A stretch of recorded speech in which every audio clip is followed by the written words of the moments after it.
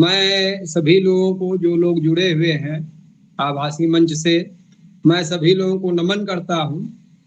आज की मीटिंग अपने आप में बड़ी ही ऐतिहासिक रही और विभिन्न बिंदुओं का समावेश किया गया।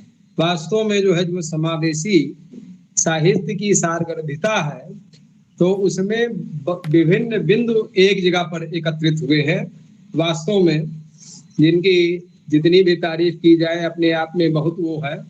और जैसा कि मैं उसको समराइज कर रहा हूँ, जैसा अमन जी ने कहा अपने उसमें जो है स्वागत भाषण में, कि हमें समावेशी साहित्य में केवल उन नामचीन लोगों को नहीं शामिल करना है जो नामचीन है, केवल हमें नए साहित्यकारों को भी मौका देना है। यह बहुत ही महत्वपूर्ण बात है और ये हम लोगों के लिए ही है। बहुत से लोग होते, देखिए कि आप जैसे चंद्रधर शर्मा गुलेरी थे, जिन्होंने 3 कहानियां लिखी। उसने कहा था कहानी उनकी कालजयी है। तो हमें एक चीज ये जरूर देखना पड़ेगा समावेशी साहित्य में। मैं अमन जी की जो है इस धारणा पर बिल्कुल, आप सभी लोग भी सहमत होंगे कि हमें किसी ऐसे उस पर न किया जाए कि उसकी 10 पुस्तकें प्रकाशित हो गई, उसकी 5 पुस्तकें प्रकाशित हो गई हो। अगर जो उसकी 5 कहानियां भी, और यदि वो वास्तव में कहानी की कोटि में है या 5 कविता है उसने जो किया है। अब आप इस रूप में देखें, अगर मान लिया कोई हिंदी तर क्षेत्र में काम कर रहा है या नॉर्थ ईस्ट में काम कर रहा है, दक्षिण भारत में काम कर रहा है, हो सकता है उसकी एक ही पुस्तक हो, लेकिन उसकी कविता में अगर जो बेजोड़ कविता कोई है, उसमें कोई बेजोड़ कहानी है या लिख रहा है, तो उसकी उस क्षेत्र का प्रतिनिधित्व कर रहा है, यही हमारे लिए सब सफिशियंट है। यदि नॉर्थ ईस्ट का कोई है, अरुणाचल, मिजोरम, सिक्किम, और वहां का कोई साहित्यकार, यदि उसकी साहित्य में सबसे बड़ी चीज हमारे पास ऐसा साहित्यकार है जो वहां का प्रतिनिधित्व कर रहा है, वहां की लोक संस्कृति है उसमें, वहां की लोक भाषा भी है और हिंदी का प्रचार प्रसार भी कर रहा है, तो वो हमारे लिए वरेण्य है। एक चीज और ये मैं कहना चाहूंगा कि समावेशी साहित्य का प्रचार प्रसार, बहुत से लोग जो हिंदीतर क्षेत्र में जो लोग कार्य कर रहे हैं, वे लोग हिंदी बेल्ट से कहीं ज्यादा वरेण्य हैं।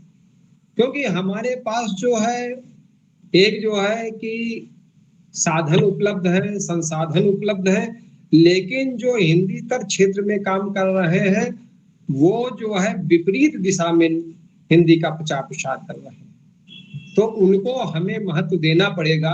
जैसा हरदीप जी भी कह रही थी कि हम पंजाबी में वहाँ काम कर रहे हैं, हिंदी का प्रचार प्रसार कर रहे हैं, तो निश्चित रूप से वरेण्य है। कोई नॉर्थ ईस्ट में काम कर रहा है, निश्चित रूप से वरेण्य है। तो हमें वह साहित्यकार नया है या पुराना है या महत्वपूर्ण नहीं है, उसका साहित्य रचित किस कोटि का है, यह समावेशी साहित्य की उसमें आएगा। पहली चीज जो मेरी और आप सभी लोग सहमत हैं, इसमें हमारे पास कोई हो सकता है कि किसी जो है यूनिवर्सिटी का जो है स्टूडेंट भी हो हिंदी का, लेकिन उसने अच्छी कोई जो है कविता लिखी हो, कहानी लिखी हो, तो स्वागत होना चाहिए। यदि पुरस्कार योग्य है तो उसको पुरस्कृत किया जाना चाहिए। और एक तो पहली चीज यह मैं कहना चाहूंगा। दूसरी चीज, डॉक्टर संदीप जी ने जो कहा कि भारतीय भाषाओं में सामंजस्य, तो समावेशी साहित्य का यह उद्देश्य में भी है कि भारतीय भाषाओं के बीच में सामंजस्य स्थापित करना, यह जो है एक हमारा बहुत बड़ा उद्देश्य भी है और इसको उद्देश्य के रूप में शामिल भी किया गया है कि भारतीय भाषाओं के बीच में सामंजस्य स्थापित किया जाए।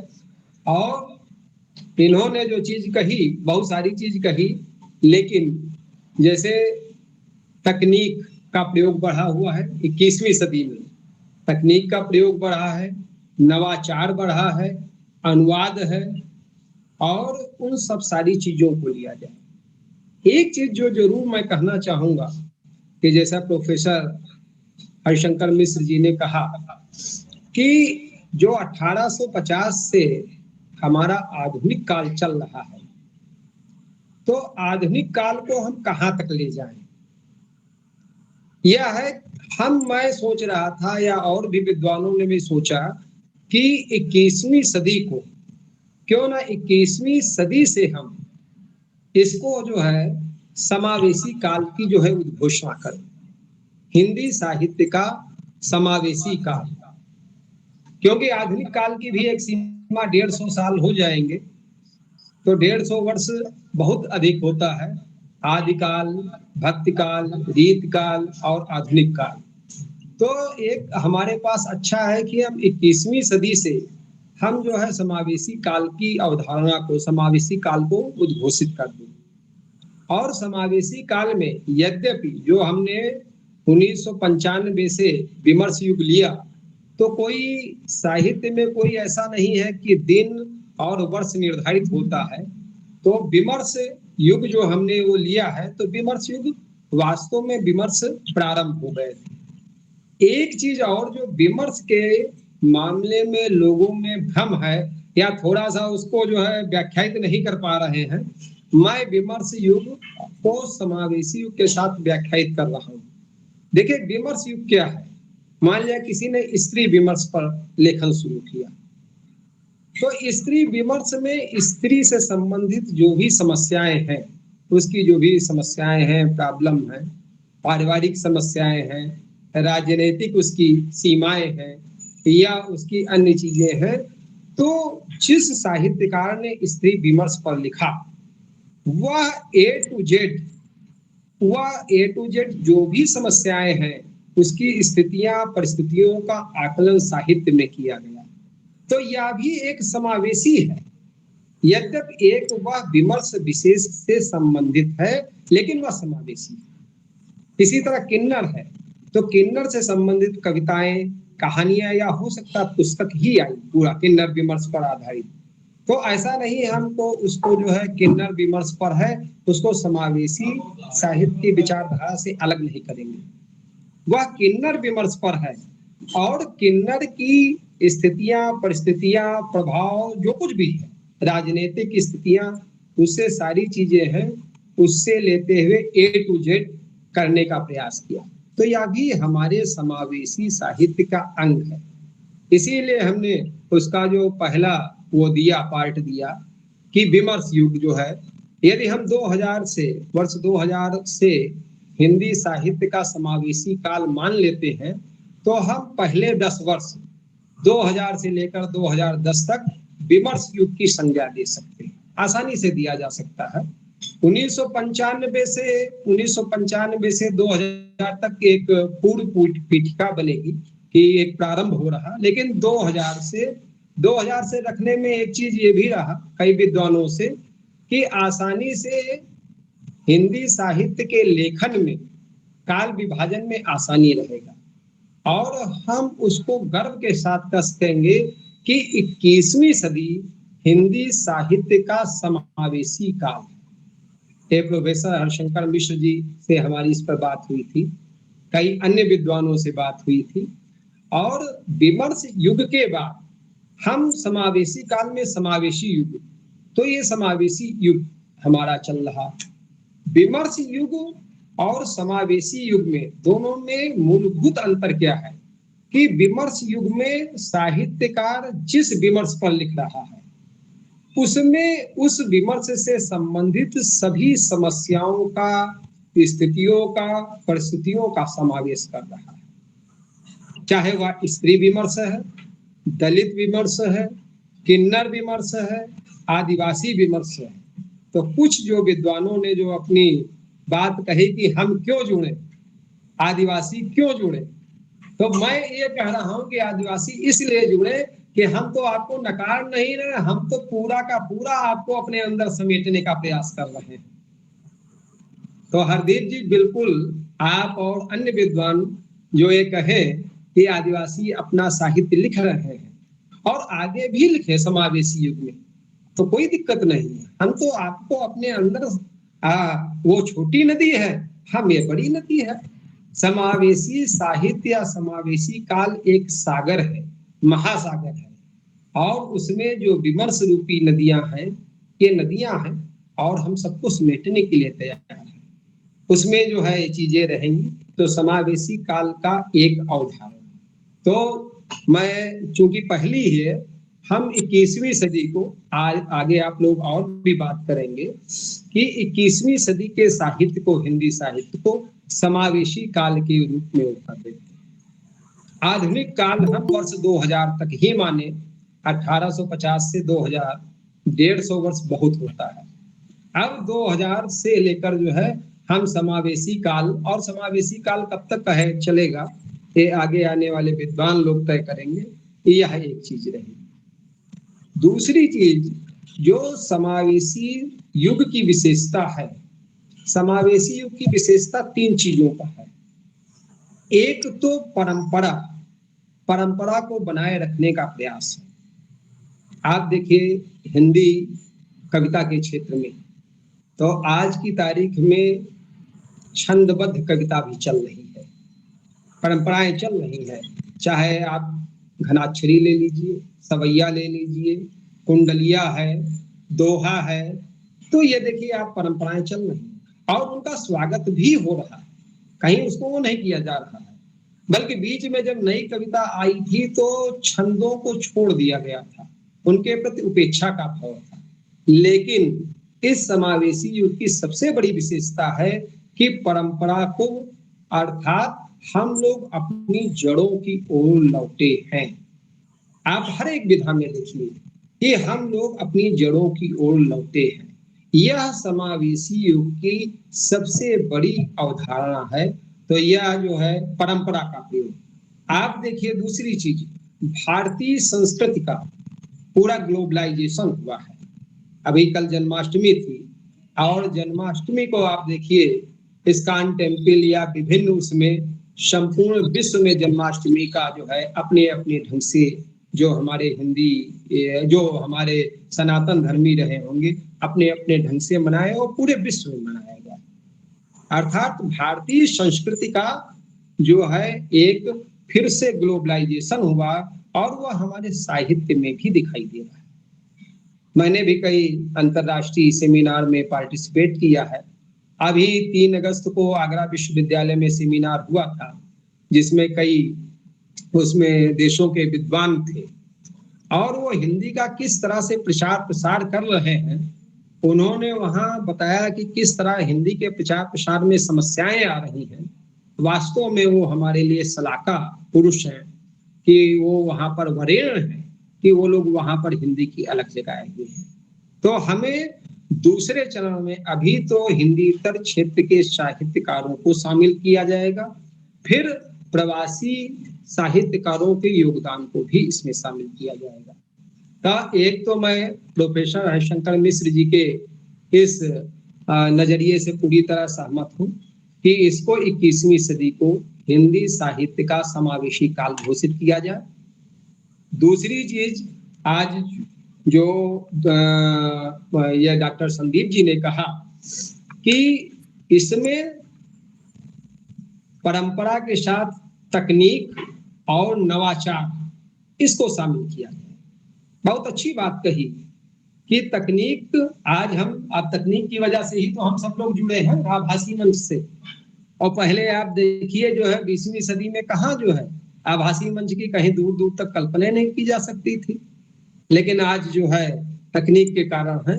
तो यह समावेशी युग की एक बहुत बड़ी विशेषता है और आगे भी होती रहेगी। तो परंपरा, तकनीक, नवाचार, तो इसमें प्रयोग और शोध, हर एक विधा में शोध की भी गुंजाइश है। और नए नए जो साहित्यकार हैं हर एक विधा में शोध भी कर रहे कार्य, और उस शोध को ऐसा है, पहले लोग थे जैसा अमन जी ने कहा कि कुछ लोगों ने गुट बनाया, अपनी ही बात को सायास अभिरूपित कर दिया, दूसरे की बात मानी ही नहीं। हम लोग ऐसा नहीं करेंगे। हम किसी ऐसे वाद विवाद के चक्कर में नहीं पड़ेंगे कि पता चला प्रगतिवाद है तो प्रयोगवाद है। तो जब वाद होगा, एक चीज जरूर ध्यान रखिए, जहां वाद होगा वहां विवाद होगा।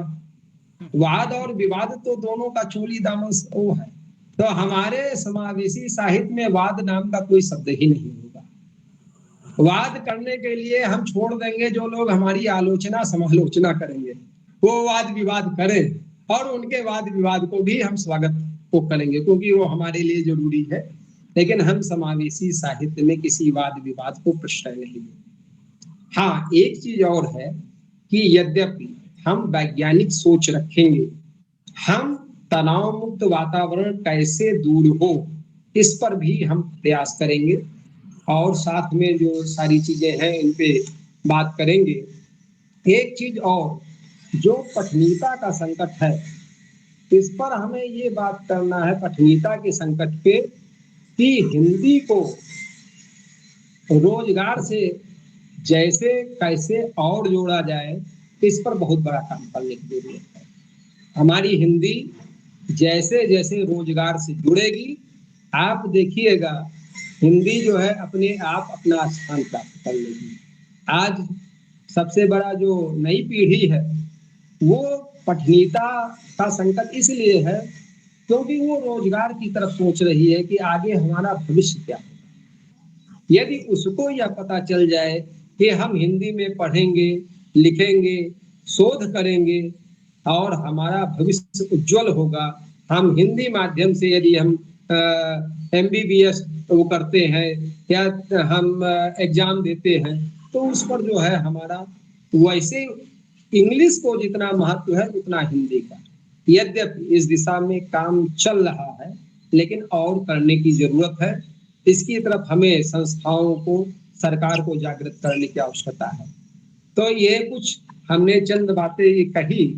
और ऐसा है, कुछ लोग एक चीज ये कहें कि समावेशी साहित्य में सब कुछ जोड़ दिया जाएगा, तो ऐसा नहीं है कि समावेशी युग की या समावेशी युग की भी अपनी सीमा रखी जाएगी, क्योंकि यदि किसी युग की अपनी लक्ष्मण रेखा नहीं होगी तो वह जो है फिर उसमें सब हर तरह का साहित्य शामिल हो जाएगा। तो जैसे इसमें एक चीज मैं बता दूं, हमने अपने लेख में भी लिखा था, फिर भी विद्वानों के बारे में आपसे डिस्कस कर दें कि इसमें क्या साहित्य नहीं लिखा शामिल किया जाएगा समावेशी युग में। एक तो धार्मिक कट्टरता या जातीय वैमनस्य बढ़ाने वाला साहित्य, इसको समावेशी युग में कतई शामिल नहीं किया जाएगा। दूसरा, भारतीय संस्कृत का विरोध संबंधी साहित्य, ये कतई स्वीकार नहीं होगा कि भारतीय संस्कृत का विरोध किया जाए या उसका वो किया जाए। तीसरा, आतंकवाद एवं राष्ट्रद्रोह को पोषित करने वाली सामग्री, बिल्कुल उसको दरकिनार कर दिया जाएगा। या जिसको फैंटेसी कहते हैं, कपोल कल्पित कविता या कहानी। कपोल कल्पित कविता कहानी मनोरंजन के दृष्टि से ठीक है, लेकिन केवल फैंटेसी हो वो हमारी समावेशी युग की अवधारणा में फिट नहीं बैठेगी। वैसे यद्यपि इस पे आप लोग और चर्चा कर लेंगे। और जैसा मंच में आजकल चल रहा है फूहड़ हास्य या चुटकुलेबाजी, पता चला किसी चुटकुले को लेकर कविता पढ़ दी गई, तो फूहड़ हास्य एवं चुटकुलेबाजी इसको भी नहीं हम लोग करेंगे। और चूंकि वैज्ञानिक सोच है और ये है, तो अंधविश्वास को पोषित करने वाले साहित्य को भी हम समावेशी युग में शामिल नहीं करेंगे। यही सारगर्भिता रहेगी कि समावेशी साहित्य में क्या क्या शामिल किया जाए और क्या नहीं शामिल करेंगे, कि ऐसा साहित्य जो केवल कामुकता से उत्प्रोत, जिसमें सिर्फ जो है वल्गरिटी और ये सब फूहड़ हास्य और ये भरा, ऐसे साहित्य को भी दरकिनार कर देंगे। बाकी आप और विद्वान हैं जिसमें हम लोग समावेशी युग की लक्ष्मण रेखा भी बनाए। और यदि ऐसा ये रहेगा, मैं समझता हूं कि काफी चीजें हो गई।